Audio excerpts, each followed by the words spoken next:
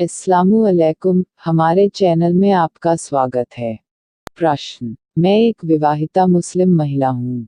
मेरा जन्म एक मुस्लिम परिवार में हुआ, किंतु मैं इस्लाम के नियमों और अहकाम के बारे में कुछ अधिक नहीं जानती। मैं बहुत से बड़े बड़े पाप कर चुकी हूँ जिसके कारण मैं ऐसा महसूस करती हूँ कि गोया मैं इस संसार में सबसे दुष्ट मानव हूँ। अब मैं इस महान धर्म से संबंधित ज्ञान प्राप्त करने का प्रयास कर रही हूँ, किंतु मैं अपने हृदय में शांति और उसके आदेशों का पालन करने पर सुकून नहीं महसूस करती हूँ। मैं सदा यह प्रश्न करती हूँ, मैं इस बात को कैसे जान सकती हूँ कि अल्लाह रब्बुल आलमीन ने मुझे क्षमा कर दिया या नहीं? वे कौन से अच्छे काम हैं जो मैं करूँ कि वे मेरे उन बड़े बड़े गुनाहों को साफ कर दे जिन्हें मैं पहले कर चुकी हूँ? मैं अपने पालनहार के कैसे करीब हो सकती हूँ? हे अल्लाह, तू मुझे वह चीज़ दिखा दे जिससे यह पता चले कि तूने मुझ पर दया किया है। मैं अच्छी तरह से सो भी नहीं सकती। मुझे किसी चीज़ से सुकून नहीं मिलती और न मैं किसी चीज़ से लुत्फ़ उठा पाती हूँ। मैं हमेशा ऐसा अनुभव करती हूँ कि मैं किसी भी समय मर जाऊंगी और अल्लाह ताला मुझसे पूछताछ करेगा। मैं उस पवित्र अस्तित्व को कैसे जवाब दूंगी, क्योंकि मेरे पास कुछ भी कहने के लिए नहीं है। मैं अपने अंदर से हमेशा रोती रहती हूँ।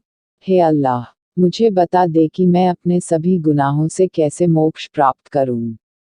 मैं आपको इसलिए पत्र लिख रही हूँ क्योंकि मैं आपकी पुस्तक मैं तौबा करना चाहता हूँ लेकिन कई बार पढ़ चुकी हूँ, और उसे पढ़ने के बाद मैं कुछ राहत महसूस करती हूँ। जब मैं सूरत ज़ुमर आयत 53 में अल्लाह ताला का यह फरमान पढ़ती हूँ कि अल्लाह की दया से निराश न हो, मेरे जीवन में मात्र यही एक आशा है। क्या आप यह समझते हैं कि अल्लाह मुझे क्षमा कर देगा जबकि मैं वह औरत हूँ जिसने हर पाप किया है? मैंने तौबा की नमाज पढ़ी है और मैं कोशिश कर रही हूँ कि सभी पहलुओं से अपनी जीवन शैली बदल दूँ, ताकि मेरा परमेश्वर पालनहार मुझसे राजी हो जाए। मैं यह प्रतिज्ञा करती हूँ कि अपनी बाकी शेष जिंदगी में इस्लाम के आदेशों का पालन करूँगी।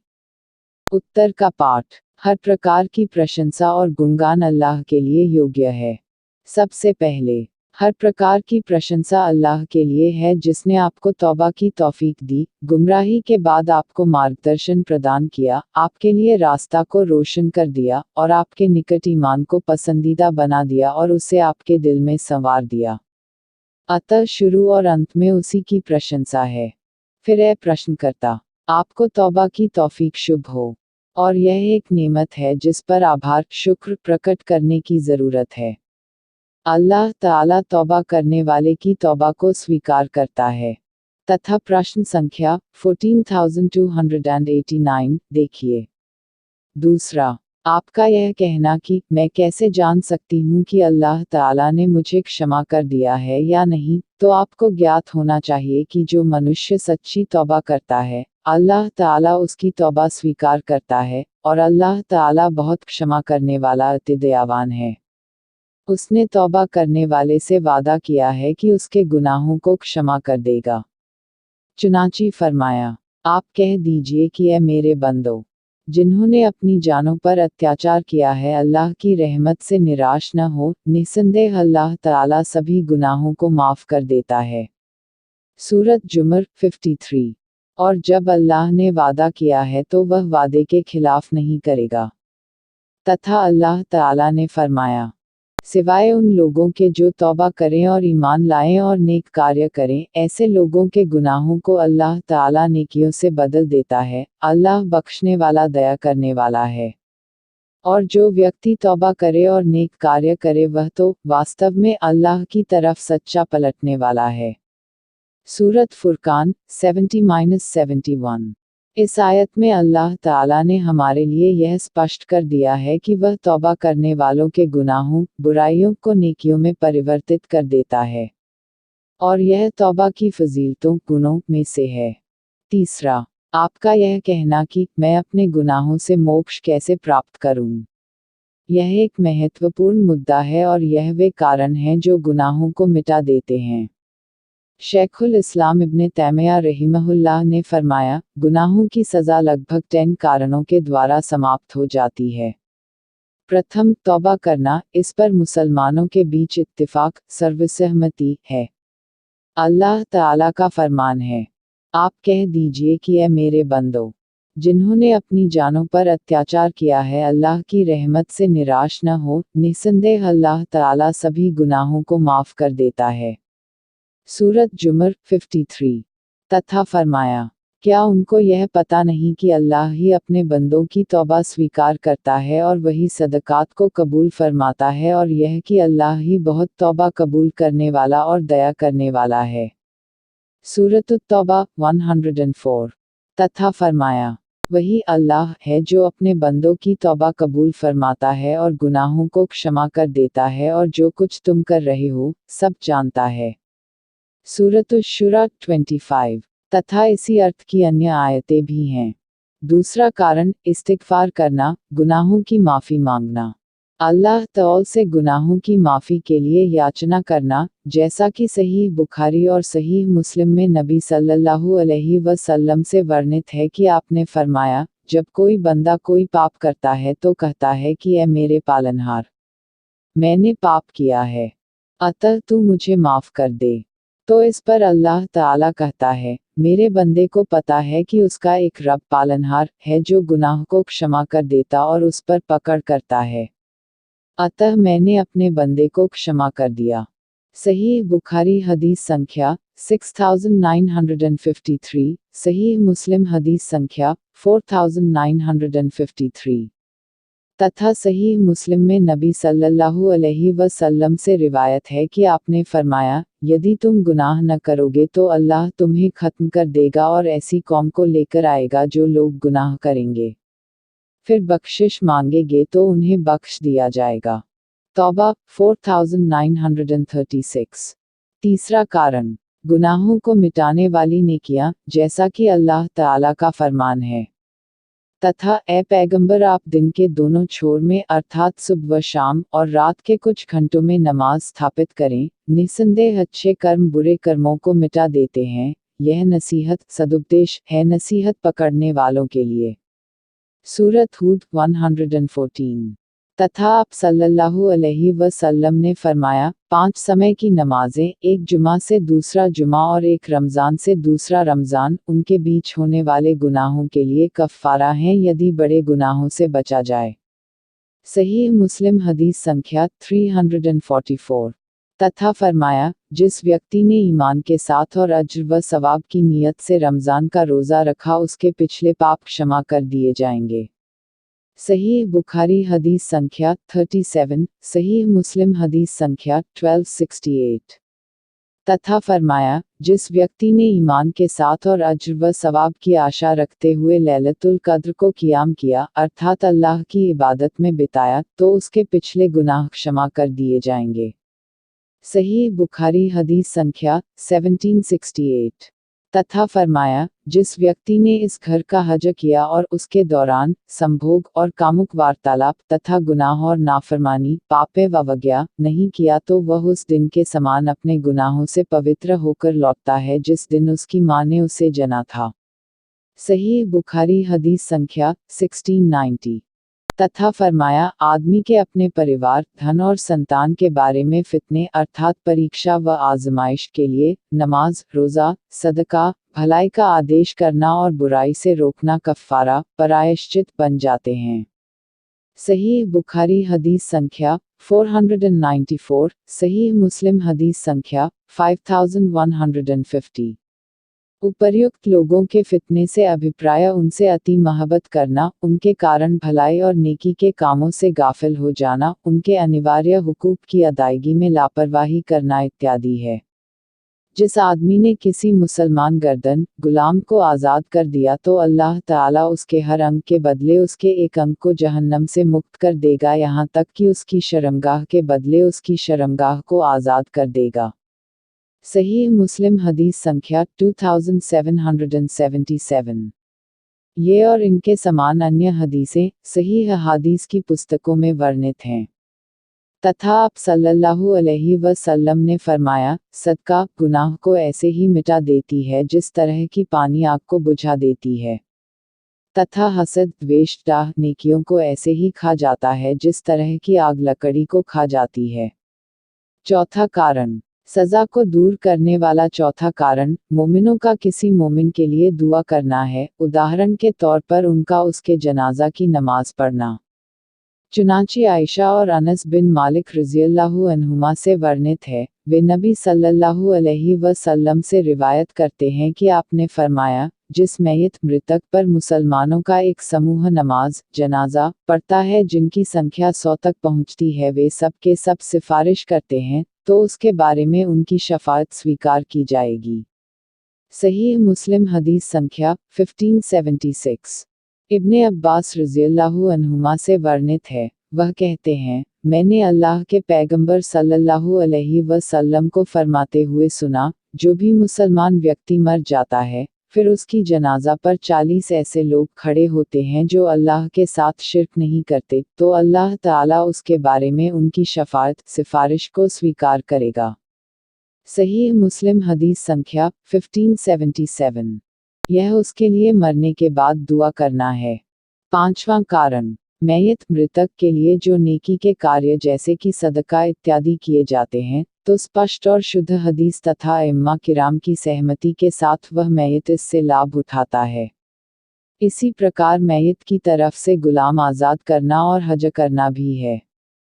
बल्कि सहीह बुखारी और सहीह मुस्लिम में प्रमाणित है कि आप सल्लल्लाहु अलैहि वसल्लम ने फरमाया, जो व्यक्ति मर गया और उसके ऊपर रोज़ा अनिवार्य है तो उसका वली उत्तराधिकारी उसकी ओर से रोज़ा रखे। इसे बुखारी हदीस संख्या 5210 और मुस्लिम हदीस संख्या 4670 ने रिवायत किया है। छठा कारण, नबी सल्लल्लाहु अलैहि वसल्लम और आपके अलावा का क़यामत के दिन पापियों के बारे में शफाअत अनुशंसा करना, जैसा कि आप सल्लल्लाहु अलैहि वसल्लम से तवातुर निरंतरता के साथ शफाअत की हदीसें वर्णित हैं। उदाहरण के तौर पर सही हदीस में आप सल्लल्लाहु अलैहि वसल्लम का फरमान है, मेरी उम्मत के कबीरा गुनाह करने वालों के लिए मेरी शफाअत। इसे अलबानी ने सही अबू दाऊद हदीस संख्या 3965 के अंतर्गत सही कहा है। तथा आप सल्लल्लाहु अलैहि वसल्लम का फरमान है, मुझे शफाअत और मेरी उम्मत के आधे लोगों के स्वर्ग में प्रवेश करने के बीच चयन करने का विकल्प दिया गया, तो मैंने शफाअत का चयन किया। देखिए सहीहुल जामिया 3335। सातवां कारण, मुसीबतें और परेशानियां जिनके द्वारा अल्लाह ताला दुनिया में गुनाहों को मिटा देता है, जैसा कि सहीह बुखारी व सहीह मुस्लिम में आप सल्लल्लाहु अलैहि वसल्लम से वर्णित है कि आपने फरमाया, मुसलमान को जो भी कष्ट थकावट शोक पीड़ा और परेशानी पहुंचती है, यहाँ तक कि उसे कांटा चुभ जाता है, तो अल्लाह ताला उनके कारण उसके गुनाहों को मिटा देता है। सहीह बुखारी हदीस संख्या 5210, सहीह मुस्लिम हदीस संख्या 4670। आठवां कारण, कब्र में होने वाली परीक्षा दबाव भयभीत किया जाना, इनके द्वारा गुनाहों को मिटा दिया जाता है। नवां कारण, क़यामत के दिन की घबराहटें कष्ट और कठिनाइयाँ। 10वां कारण, बंदों की तरफ से बिना किसी कारण के मात्र अल्लाह की दया करुणा क्षमा और बख्शिश। देखिए मजमू फतावा इब्ने तैमिया 7487 501। चौथा, आपका यह कहना कि क्या आप यह समझते हैं कि अल्लाह ताला मुझे बख्श देगा?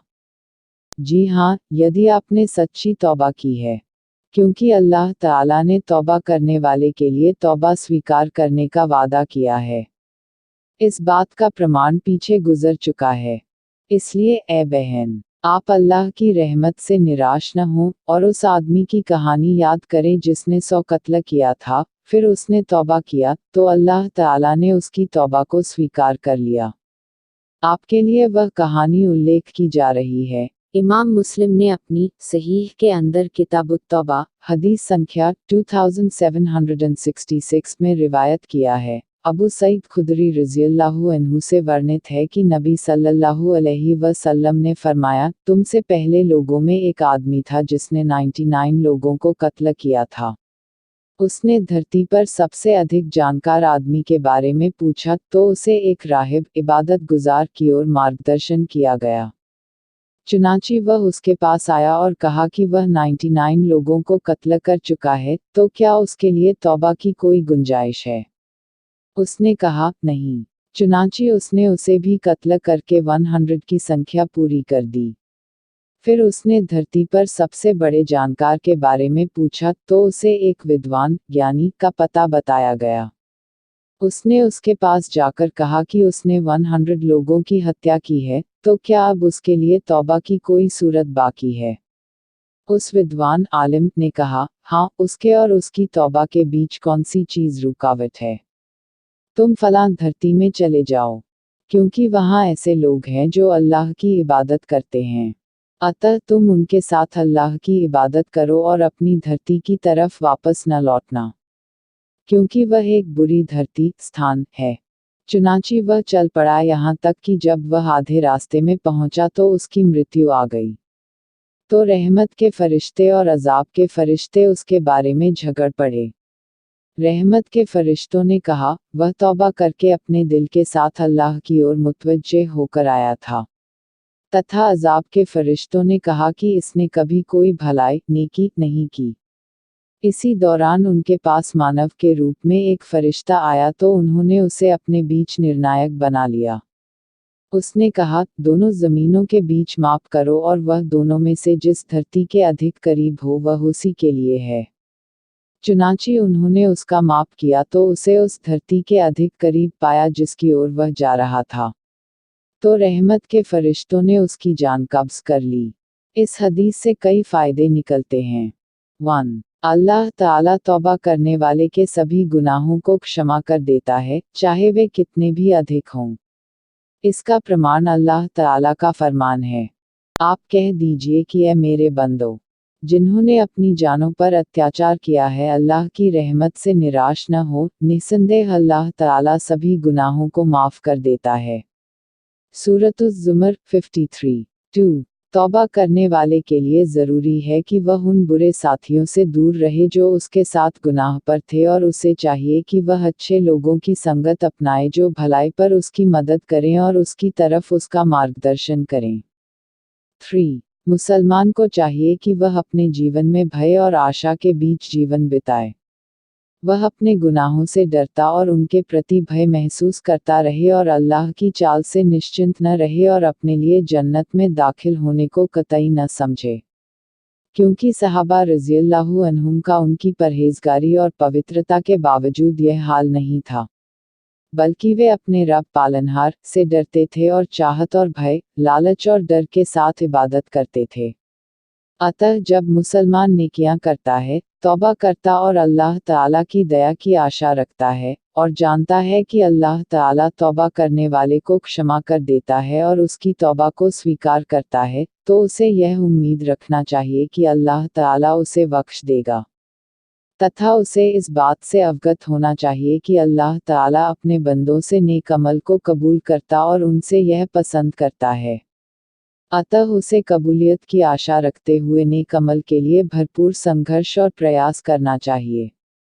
जब वह इस हालत में जीवन यापन करेगा, अपने गुनाहों से डरते हुए, अपने पालनहार की रहमत की आशा रखते हुए, तो वह नेकी के अंदर भरपूर संघर्ष करने वाला, गुनाहों से दूर रहने वाला हो जाएगा। अल्लाह ताला से यह प्रश्न करेगा कि उसे नेकियों पर सुदृढ़ रखे यहाँ तक कि वह अल्लाह से इस हाल में मिले कि वह उससे प्रसन्न हो। तथा अल्लाह ताला से इस बात से पनाह मांगेगा कि उसके दिल को पलट दे या उसके दिल को बदल दे। जैसा कि आप सल्लल्लाहु अलैहि वसल्लम दुआ किया करते थे, ए दिलों को बदलने वाले मेरे दिल को अपने दीन पर जमा दे। हम अल्लाह ताला से प्रश्न करते हैं कि वह हमें और आपको अपने धर्म पर साबित रखे और अपनी अतिरिक्त अनुकंपा प्रदान करे। वह सुनने वाला और कबूल करने वाला है।